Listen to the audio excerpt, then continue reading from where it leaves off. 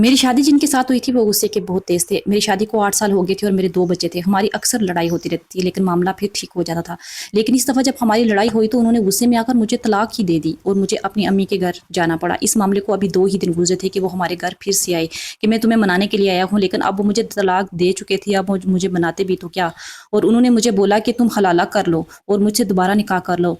उसने मेरी फैमिली से भी बोला कि मुझसे गलती हो गई है, वो अब मुझे तलाक दे चुके थे और उन्होंने मुझे बोला कि तुम हलाला कर लो, बार-बार मुझे उन्होंने कहा और मुझसे दोबारा निकाह कर लो। इसने मेरी फैमिली को बहुत मजबूर कर दिया कि मुझे इससे दोबारा से शादी करवा दें, लेकिन मैं इस बात के लिए बिल्कुल भी नहीं मान रही थी क्योंकि मुझे बहुत डर लग रहा था। लेकिन मेरे भाई और मेरे अब्बू इस शर्त पर मानने के लिए ये तैयार हो गए कि आइंदा ऐसा कुछ नहीं होगा, वो बिल्कुल गुस्सा मुझ पर नहीं करेंगे। इस तरह उन्होंने सबसे मिलकर डिसाइड किया कि मेरे ससुराल वालों ने भी ये डिसाइड किया कि ये अब मेरे देवर के साथ जो है ना मेरी शादी, मेरा निकाह हो जाएगा। इसके बाद वो मुझे डाइवोर्स दे देंगे और मेरी शादी फिर से मेरे शौहर के साथ हो जाएगी। मैं अपने शौहर के साथ खुश तो नहीं थी, लेकिन ज़िंदगी गुजार रही थी क्योंकि हमारे मायशे में औरत को यही सिखाया जाता है, शौहर जैसा भी हो घर बचाना ज़रूरी है। मेरे शौहर फ़हद बहुत गुस्से वाले इंसान थे, उन्हें छोटी-छोटी बात पर बहुत गुस्सा आ जाता था। कभी खाने में नमक कम हो जाए, कभी बच्चे शोर कर दें, कभी मैं जवाब दे दूँ तो बस घर में क़यामत आ जाती थी। शुरू-शुरू में मैं बहुत रोती थी, फिर आहिस्ता-आहिस्ता मैं खामोश रहना सीख गई क्योंकि मुझे लगता था कि शायद यही शादी है।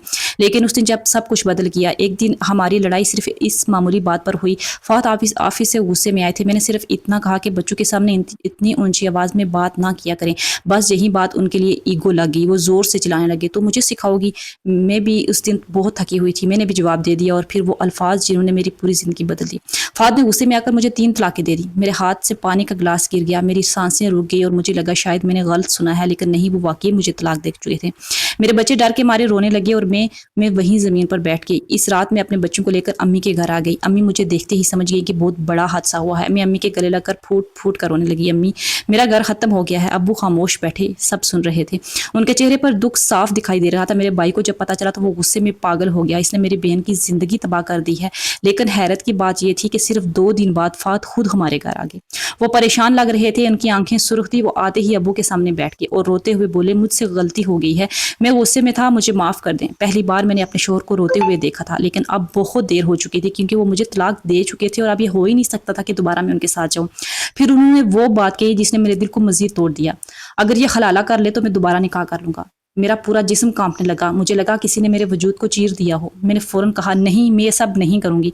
मुझे बहुत डर लग रहा था, मुझे ये सब गलत लग रहा था, लेकिन फिर ख़ानदान वाले समझाने लगे, बच्चों की खातिर सोचो, अपना घर बचा लो, फ़हद अब बदल जाएगा। यहाँ तक कि मेरे ससुराल वाले भी मेरे घर आने लगे। वो सब एक ही बात करते, गलती हो गई है, अब हाल यही है। मेरे अब्बू बहुत परेशान थे, वो अपने नवासी और नवासी को देखते फिर मेरी तरफ देखते और खामोश हो जाते। आखिरकार एक रात घर में सब बैठे, मेरे अब्बू, मेरे भाई, मेरे ससुर और फ़हद, और वहाँ एक फ़ैसला हुआ, एक ऐसा फ़ैसला जिसने मेरी रूह हिला कर रख दी। उन्होंने कहा कि आर्ज़ी तौर पर तुम्हारा निकाह तुम्हारे देवर से करवा देते हैं, फिर वो तलाक दे देगा और बाद में तुम्हारी दोबारा शादी फ़हद के साथ करवा दी जाएगी। मेरे कान सुन हो गए। मैं अपने देवर सलमान की तरफ देखा, वो भी नज़रें झुकाए बैठा था। घर में अजीब खामोशी थी, जैसे सब जानते हूँ ये फ़ैसला गलत है, लेकिन फिर भी ये फ़ैसला कर रहे थे। मैं पूरी रात नहीं सोई, मैं बार बार सोचती रही, क्या मैं इंसान नहीं, क्या मैं सिर्फ एक चीज़ हूँ जिसे एक मर्द से दूसरे मर्द के पास भेज दिया जाए। लेकिन मेरी आवाज़ सुनने वाला कोई भी नहीं था, सबको सिर्फ हल चाहिए था। अगले दिन मेरा निकाह मेरे देवर सलमान के साथ कर दिया गया। मेरे हाथ कांप रहे थे, मैं निकाह के वक्त मुसलसल रो रही थी और सब लोग मुझे यही कहते रहे थे कि बस एक फॉर्मेलिटी है, बस एक दिन की बात है, तुम सब्र कर लो। लेकिन मेरे दिल में अजीब खौफ था। इस रात मैं पूरी रात जागती रही। सलमान भी खामोश बैठा रहा। उसने सिर्फ एक बात कही, भाभी मुझे माफ़ कर दें। और ये सुनकर मैं मज़ीद टूट गई क्योंकि हम दोनों जानते थे कि हम एक ऐसे रिश्ते में बंध गए हैं जैसे कोई दिल से कबूल ही नहीं कर रहा। अगली सुबह सलमान ने मुझे तलाक दे दी। सब लोग खुश थे, इन्हें लग रहा था अब सब ठीक हो जाएगा, लेकिन इन्हें क्या मालूम था कि असल तबाही तो अभी शुरू होने वाली है। चलें, जैसे कैसे भी अगली सुबह सलमान ने जब मुझे तलाक दी तो सब लोगों ने और मैंने भी सुख का सांस लिया। मेरे ससुर ने फ़ौरन कहा, अब इद्दत पूरी होते ही फ़हद दोबारा से निकाह करवा देंगे, जैसे कुछ हुआ ही ना हो, जैसे मेरी ज़िंदगी, मेरे जज्बात, मेरी इज़्ज़त सब सिर्फ एक रस्म थे। मैं खामोश बैठी रही, मेरे अंदर जैसे सब कुछ मर चुका था। फिर इद्दत के दिन शुरू हो गए। मैं अपनी अम्मी के घर वापस आ गई, लेकिन अब मैं पहले वाली नहीं रही थी। मैं हर वक्त खामोश रहती, बच्चों से कम बात करती, रातों को अचानक उठकर रोने लगती। मुझे बार बार वो दिन याद आता जब मेरे अपने देवर के साथ निकाह हुआ था। मुझे लगता था जैसे मेरी रूह पर एक और बोझ रख दिया गया हो। और सबसे ज़्यादा तकलीफ दे बात ये थी कि लोग इस सारे मामले को बिल्कुल नॉर्मल समझ रहे थे। किसी ने ये नहीं सोचा कि ये एक औरत है, औरत के दिल पर क्या गुजरती होगी। इधर फ़हद रोज़ कॉल करते, कभी बच्चों से बात करते, कभी मुझसे माफ़ी मांगते, मैं तुम्हारे बगैर नहीं रह सकता, मैं वाकई बदल जाऊँगा। लेकिन अब मेरे दिल में अजीब सा डर बैठ गया था। मैं सोचती है कि दोबारा गुस्से में यही सब हुआ तो پھر مجھے کسی اور مرد کے ساتھ نکاح کرنا پڑے گا؟ یہ سوچ کر ہی میرا جسم کانپنے لگا۔ ایک رات میں نے امی سے کہا، امی میں دوبارہ فہد کے پاس نہیں جانا چاہتی۔ امی چونک گئی، بیٹا بچے بھی تو ہیں نا۔ میں روتے ہوئے بولی، امی میں تھک گئی ہوں، میں انسان ہوں، کوئی کھلونا نہیں ہوں۔ امی خاموش ہو گئیں، شاید پہلی بار انہوں نے میرے درد کو محسوس کیا تھا۔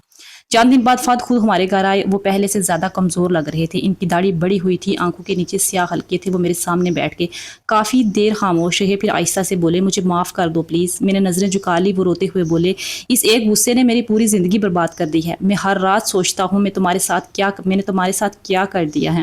میری آنکھیں بھی بھر آئیں، کیونکہ میں آج بھی ان سے محبت کرتی تھی، لیکن محبت کے ساتھ ساتھ اب خوف بھی چڑھ چکا تھا۔